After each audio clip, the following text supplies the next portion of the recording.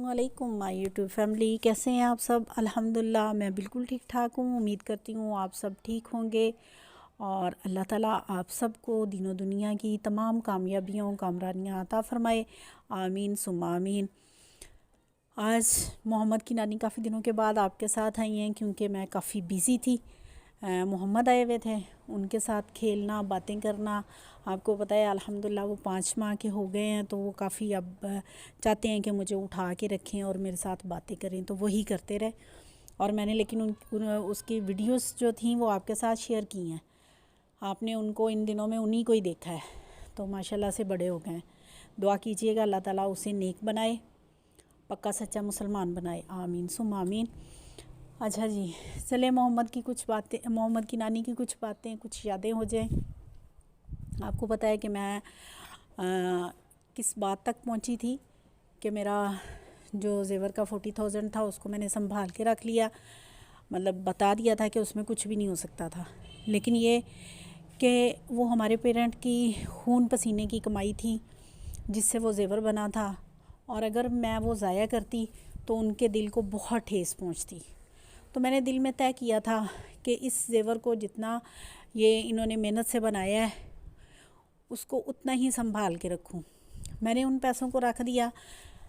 اب کیا ہوا کہ اللہ سے دعا کی کہ یا اللہ، میں مطلب اپنے پیرنٹ کے گھر میں رہنا نہیں چاہتی تھی، بلکہ آنا نہیں چاہتی تھی۔ شادی کے بعد یہی سوچتی تھی کہ کچھ دیر کے لیے آیا کروں گی اور چلی جاؤں گی، لیکن ایسا نہیں ہو سکا۔ بہرحال جو نصیب میں لکھا ہوتا ہے اور جو قدرت کی مرضی ہوتی ہے وہی ہوتا ہے۔ میں نے اپنے دل کو راضی کیا، میں نے اپنے یہ قبول کیا کہ مجھے اب یہاں رہنا ہے اس وقت تک جب تک میرا گھر نہیں بنے گا۔ مزید کوئی اور قدم اٹھانے سے ہم کچھ اور نقصان کر بیٹھیں گے، تو بہتر ہے کہ بچوں کو اسکول داخل کروا دیا ہے، اور اب یہ برداشت کرنا پڑے گا۔ اچھا تو نہیں لگتا لیکن یہ تھوڑا برداشت کرنا پڑے گا اور سخت محنت کرنی پڑے گی۔ اچھا جی، یہ یوٹیوبرس جو ہیں نا، یہ میں نے اکثر آپ نے یوٹیوب پہ دیکھا ہوگا سب نے، کہ یہ انٹرویوز لے رہے ہوتے ہیں جو روڈز پہ بیٹھے بھکاری ہوتے ہیں، مانگ رہے ہوتے ہیں، یا غریب لوگ ہوتے ہیں، ان کے انٹرویوز لے رہے ہوتے ہیں۔ تو انٹرویوز میں زیادہ تر لوگوں کا یہی موقف ہوتا ہے کہ ہمارا کوئی ساتھ نہیں دیتا۔ اب ساتھ دینا کس کو کہتے ہیں؟ سب سے پہلے تو یہی بات سمجھنے کی ہے۔ کیا ساتھ دینا اس کو کہتے ہیں کہ چلیں جی آپ کام نہیں کر رہے، خیر ہے آپ گھر میں بیٹھیں تو میں آپ کو منتھلی پیمنٹ دوں گا اور آپ گھر میں بیٹھ کے، مطلب کوئی بھی بہن بھائی ہے تو وہ یہ کہے کہ میں پیسے دوں گا آپ گھر بیٹھ کے کھاؤ، اس کو ساتھ دینا نہیں کہتے، اس کو خراب کرنا کہتے ہیں، اور اس کو لالچ اور ہوس کہتے ہیں جو یہ ہیلپ لے رہا ہوتا ہے۔ تو وہ بندہ جو ہے نا وہ کاہل ہے، بیکار ہے، ناکارہ ہے جو اس طرح کی مدد لیتا ہے۔ اس طرح کی مدد نہیں لینی چاہیے، بلکہ اس طرح کی مدد جو اللہ تعالیٰ نے وسیلے بنائے ہوتے ہیں نا، وہ اس طرح کے نہیں بنائے ہوتے۔ اللہ تعالیٰ نے وسیلے بنائے ہوتے ہیں کہ آپ کے وہ کام تا حیات کام آئے، کام جو آپ کی کوئی مدد کر رہا ہو، ٹھیک ہے۔ اور اس میں کیا آتا ہے، جیسے میں نے آپ کو بتایا کہ میری زندگی میں سب سے پہلے کون آیا؟ میم شادہ امید آئیں، جنہوں نے کہا کہ آپ میرے اسکول میں آئیں، اور میں گئی۔ تو اس کے بعد کیا ہوا، بے شک تھوڑی سی انکم تھی لیکن یہ کہ منتھلی آتی تھی۔ میں نے اس میں مطلب وہ 40,000 رکھ کے تو سوچتی تھی کہ اب اس میں اور کس طرح سے اور پیسے مطلب جوڑے جائیں، اپنی سیونگ کی جائے کہ گھر لیا جائے، لیکن کوئی راستہ نظر نہیں آتا تھا۔ تو میم شادہ امید تو دیکھیں ریٹائر ہو کے میرے اسکول سے جا چکی ہیں، لیکن یہ کہ وہ ہر وقت میرے ذہن میں، میری یاد میں، میرے دل میں، اور ہر وقت میرے ساتھ ہوتی ہیں۔ مجھے لگتا ہے وہ میرے اندر ہوتی ہیں، لگتا نہیں ہے بلکہ ہیں، ٹھیک ہے۔ تو انہوں نے جو میری مدد کی وہ یہی تھی کہ اسکول میں انہوں نے مجھے جاب دے دی۔ اب ایسا ہوا کہ دوسرا وسیلہ جو بنا وہ یہ تھا کہ میرے اسکول میں ایک اور ٹیچر تھی، میم حمیرہ، جو کہ اب پرنسپل ہیں۔ انہوں نے نعمت کالونی نمبر 1 سے गली नंबर 5 निमत कॉलोनी 1 या 2, ये तो मुझे पता नहीं, बहरहाल गली नंबर 5 थी, वहाँ से उन्होंने लेनी थी कमेटी। तो उन्होंने मुझे कहा कि मैंने कमेटी लेने जाना है तो आप मेरे साथ चलोगी, ब्रेक में चले जाएंगे। मैंने कहा चलें ठीक है। हम दोनों गए। तो उधर जिस घर में हम गए हैं उस औरत का नाम था ज़रीना, जो कमेटियाँ डालती थी, और वो ज़ईफ़ औरत थी, सब बच्चों की शादियाँ हो चुकी थी। तो उन्होंने मुझसे पूछा कि आप कमेटी डालेंगी।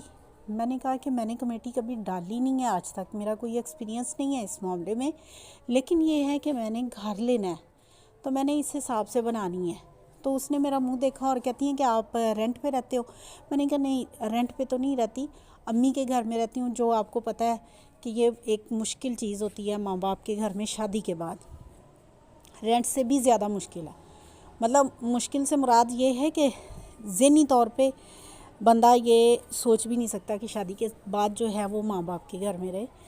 तो उन्होंने कहा कि चलें आप ऐसे करें, आप अपना फ़ोन नंबर दे जाएं और आप मेरे पास आएँ, फिर मैं आप मेरे पास कमेटी डालें। मैंने कहा अच्छा चलें ठीक है, मैं ना दोबारा आऊँगी, अपने हस्बैंड से भी मशवरा करके तो फिर मैं आऊँगी। मैं जब दोबारा घर आई हूँ तो मैंने आके अपने हस्बैंड से मशवरा किया। उन्होंने मुझे कहा कि देखो हमारे पास तो मतलब इतने पैसे नहीं हैं कि हम कमेटी डालें, तो अभी तो हमारे बच्चे तीनों जो हैं वो स्कूल जा रहे हैं, तो हम किस तरह से कमेटी डाल सकते हैं। तुम ये ज़रूर सोच लेना डालते हुए कि हमारे पास इतना पैसा नहीं है कि हम कमेटियाँ डालें। अभी तो हमारे तीनों बच्चे स्कूल जाना शुरू हुए, या तो हम बच्चों को पढ़ा लें और उनके अखराजात पूरे कर लें या कमेटियाँ डाल लें। मैंने कहा बात तो आपकी सही है, लेकिन दूसरी तरफ जो है वो सारी ज़िंदगी माँ बाप के घर में भी नहीं रह जाता, ठीक है। वो भी ज़रूरी है कि हम ना मतलब कुछ ना कुछ हाथ पांव तो मारने पड़ेंगे। अब हमारे मतलब अल्लाह की ज़ात के अलावा कोई ऐसी हेल्प तो है नहीं है, तो हमें ये करना है। कहते चलो जैसे तुम्हारी मर्ज़ी है तुम कर लेना। मैं उस औरत के पास दोबारा गई हूँ और जाके मैंने उससे बात की। तो उन्होंने मुझसे कहा कि देखें मेरी स्टोरी भी ये है कि मैं फ़्लैटों में रहती थी और मेरे 5 बेटे थे, मेरे पास घर नहीं था, लेकिन अल्लाह मदद करने वाला होता है और वो कब क्या कर जाए ये कुछ पता नहीं चलता। आपकी और मेरी मुलाकात शायद इसीलिए हुई है कि मैं आपकी मदद कर सकूं। तो ऐसे है कि मैंने कमेटी डालनी है 1000 रुपए की, और 20 माह की कमेटी और 20,000 आपको मिलेगा। 20 माह की कमेटी और 20,000 मिलेगा। मैं सोच पे पड़ गई। मैंने कहा मतलब 1.5-2 साल का जो टाइम है ये गुजारना और फिर सिर्फ 20,000 मिलना, ये कोई इतना मुझे पसंद नहीं आया। बहरहाल मैंने कहा चले मैं डाल लेती हूँ एक कमेटी ना। उसने कहा देखो बेटा, आपने घर लेना है और घर भी आप बड़ा लेंगी, छोटा घर नहीं लेना, ठीक है। अब मैं उनका मुंह देखूं कि ये कैसे मुमकिन है, लेकिन उसने मेरी ना एक कमेटी डाल दी। अब उस कमेटी में अल्लाह ताला ने किस तरह से बरकत डाली कि उसने अगले ही महीने जब मुझे उसने कहा कि पहली कमेटी जो है ना जो डालता है उसकी होती है तो वो मेरी है, लेकिन वो मैं दूंगी आपको, ठीक है। आप मतलब ये जो कमेटी दे रही है ना आप ये भी रखें और 20,000 रुपया भी लें। मैंने वो 20 लिया और ला के मैंने उन पैसों में रखा, और मैं अगले महीने ही उसको जब 1000 रुपया देने गई हूँ तो उसने कहा कि इस महीने मेरी अगली कमेटी शुरू हो गई है, आपने मतलब ये मैंने 2000 की है और ये 40,000 की है। आपने मुझे जो पैसे आपने ले जा के रखे हैं ना उनमें से आपने 3000 निकालना है और वो मुझे ला देना है। यकीन करें कि मैंने ऐसे ही किया। आके मैंने उसको कमेटी दी। उसने कहा कि अब ये कमेटी जो है ये आपको दूसरी कमेटी मिल जाएगी, ठीक है, 2 महीने के बाद आपको ये कमेटी मिल जाएगी। मैंने कहा चलें ठीक है, क्योंकि वो मुझे औरत अच्छी लगी, लेकिन क्योंकि मैंने कभी कमेटी डाली नहीं थी और दूसरे नंबर पे मुझे मैम शायदा उम्मीद ने مطلب یہ پابند کیا ہوا تھا کہ کسی سے چیز لینی ہے یا دینی ہے یا کچھ بھی کرنا ہے. میں نے بتایا نا میں نے ان سے بہت کچھ سیکھا ہے. تو لکھنا ضرور ہے. میں نے لکھا اور لکھ کے جب اس سے سائن کروائے کہ میں آپ کو کمیٹی دے کے جا رہی ہوں تو وہ کہتی ہیں آج تک تو مجھ سے کسی نے نہیں کروائے، وہ پڑھی ہوئی نہیں تھی.